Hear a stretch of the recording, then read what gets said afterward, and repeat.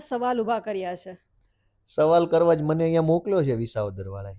મારું કામ જ એ છે સવાલ કરવાનું. તો હું તો સવાલ કરીશ ને, મારે શું કરવાનું? સરકાર તો મારી નથી, તો મને કયા હોદ્દામાં બેસા? સવાલ કરવાના. તો હું સવાલ નહીં કરું તો કોણ કરશે? પ્રશ્ન એ છે ને. પણ અત્યારે તમે જે ખોલ પાડી કે આ બધું આ રીતે થઈ રહ્યું છે, પ્રશ્નોત્તરી પૂછવાનું, ડ્રો આવે છે, તો આમની પહેલાના બીજા કોઈ ધારાસભ્યને ખબર નહીં હોય કે આવી ગડબડ અહીંયા ચાલે છે?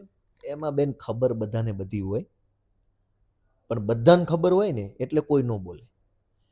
અમારે તો શું હોય છે કે અમે જનતા સમક્ષ મુદ્દો લાવવા માંગીએ છીએ.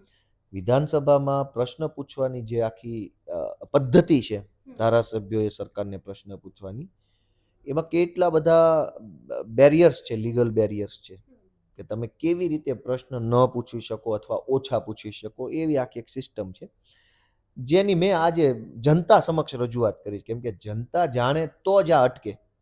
અહીંયા કોઈને રજૂઆત કરીએ કોઈ મતલબ નથી, કેમ કે એ તો બધાને બધી ખબર છે. જનતાને નથી ખબર કે વિધાનસભામાં પ્રશ્ન પૂછવાના હકનો ભાજપના ધારાસભ્યો દ્વારા કેવો દુરુપયોગ થઈ રહ્યો છે.